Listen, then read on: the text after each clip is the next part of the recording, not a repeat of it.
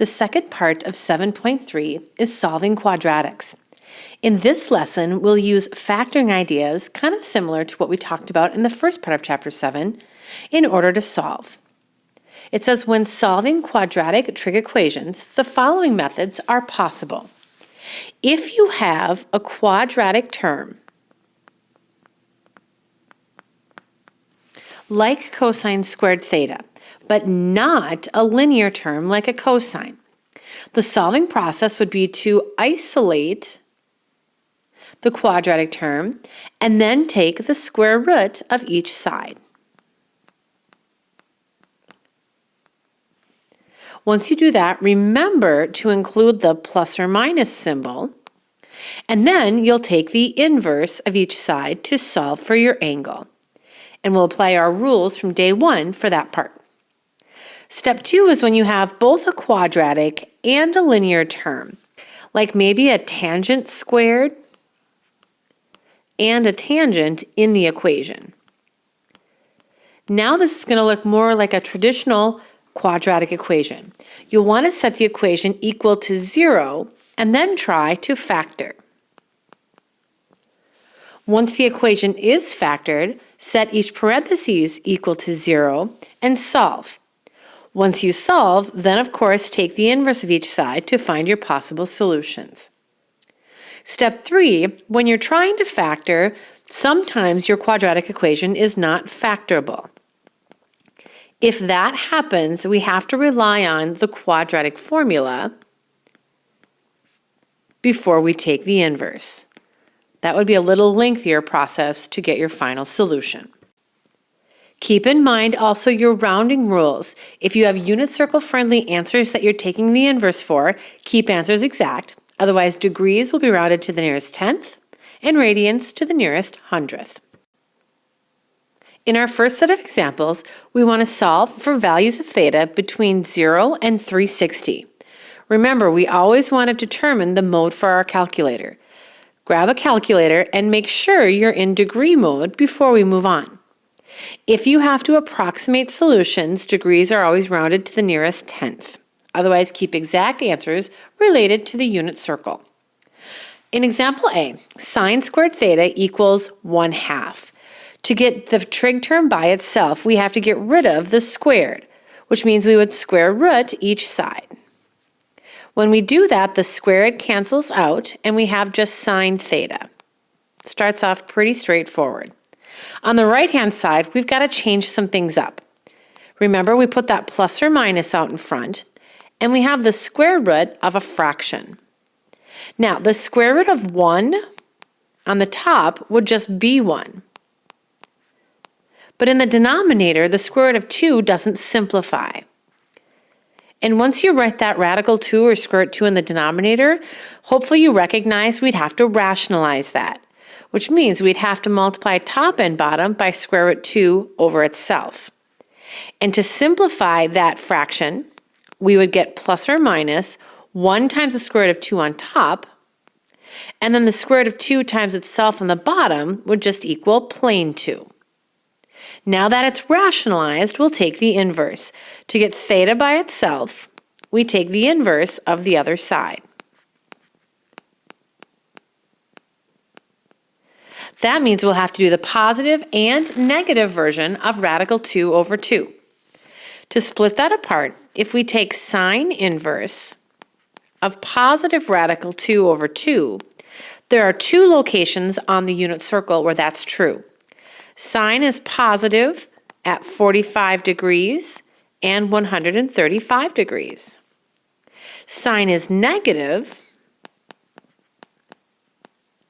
for radical 2 over 2 at 225 and 315. So notice for these problems, we'll have more than 2 answers sometimes when we're done. Let's try the next one. 3 times tangent squared theta minus 1 equals 0. In this example, we have to get tangent squared by itself first before we take the square root. To do that, we need to get rid of the 3 and the negative 1. Now, order of operations, we'd want to get rid of the thing that's furthest away from tangent squared, and that would technically be the negative 1. We'll add 1 to move it over. Then we still have 3 times tangent squared theta equals 1. To get the 3 on the other side, we'll divide. Okay, so now we have tan squared theta equals 1/3. From here, take the square root of each side, just like we did in our first example. The squared cancels out, and we have tan theta. On the right-hand side, remember that plus or minus, and we have the square root of 1/3. All right, let's clean that up just like we did before. That will give us the square root of 1 is 1 over square root 3. We have to rationalize that, and we get tan equals plus or minus square root 3 over 3. So we're going to have 4 answers again. Our theta value will equal tan inverse of positive square root 3 over 3 and tan inverse of negative square root 3 over 3. Do you remember on the unit circle where those values are? You should have 4 answers when you're done. To get square root 3 over 3, those are going to be the angle measures that are closest to the x-axis. If we go in quadrant 1, we'd be at 30 degrees. And in quadrant 3, we'd be at 210 degrees. That's when the angles are the angles have a positive tangent value. They'd be negative at 150 and 330. And that's our tangent would be negative radical 3 over 3. Let's keep going. Example C, 4 times cosine squared theta plus 3 equals 0. Again, it's just a quadratic term. We want to isolate our cosine squared. To do that, we need to get rid of the 4 and the 3. To move over positive 3, we'll subtract. And that leaves us 4 times cosine squared theta equals negative 3. Get that negative in there. There we go. Divide both sides by 4. So far, it's business as usual. And we have cosine squared theta equals negative 3/4.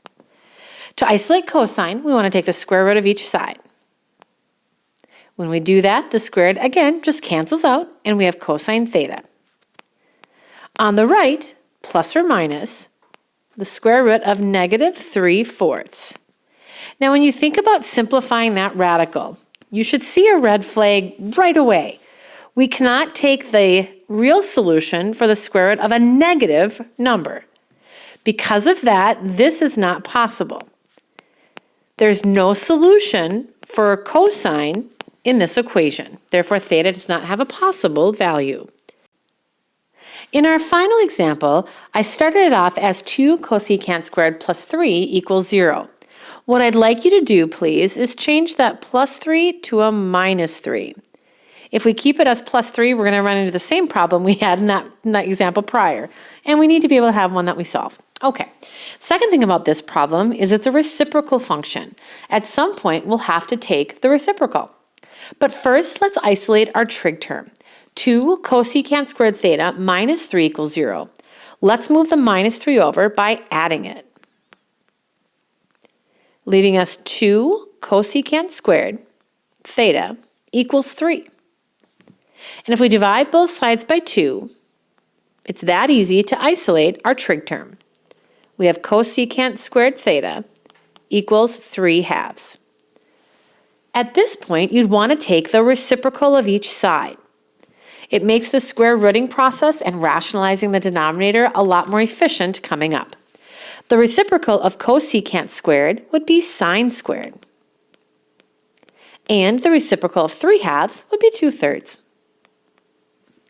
And now when we take the square root of each side, this is hopefully looking familiar to you, we have sine theta equals plus or minus the square root of 2/3. Now in this fraction, it doesn't simplify like it did in the other fractions. That means this is going to be plus or minus square root 2 over square root 3. And when we rationalize the denominator here, we get plus or minus the square root of 6 over 3. Okay, let's see what we can do with that. If sine theta equals plus or minus square root 6 over 3, then theta will equal sine inverse of positive radical 6 over 3 or sine inverse of negative radical 6 over 3. Very strange looking. All right, grab your calculators. This one we have to type in. The other ones we either had exact or no solution. But now we need to type some things in and remember the rule for sine. If we take sine inverse of positive square root 6 over 3, our first possible value to the nearest tenth is 54.7 degrees. To get the other answer for sine, our rule is we subtract that from 180. If you take 180 minus 54.7, another possible angle measure would be about 125.3 degrees. There are two answers so far. But now remember when we take the inverse of a negative for sine, if you type in sine inverse negative square root 6 over 3, and make sure that's in parentheses, you actually get negative 54.7. And that would make sense. It's the same distance as positive 54.7, but it would put you down in quadrant 4. We do need to make that coterminal, though, based on our restrictions for theta. What we'll do is we'll just add 360 to it. Why not or? I don't know why I wrote or there. Sorry. I'm just going to add 360. There we go. If we take negative 54.7 plus 360, we actually get 305.3 degrees. And that would be in quadrant 4. And then our rule for the second angle, we do 180 minus the original, which is negative 54.7. And that would actually put us down in quadrant 3. 180 minus negative 54.7 would be positive 234.7. So there are 4 answers for theta in degrees. And that is the first part of the lesson for 7.3, day 2.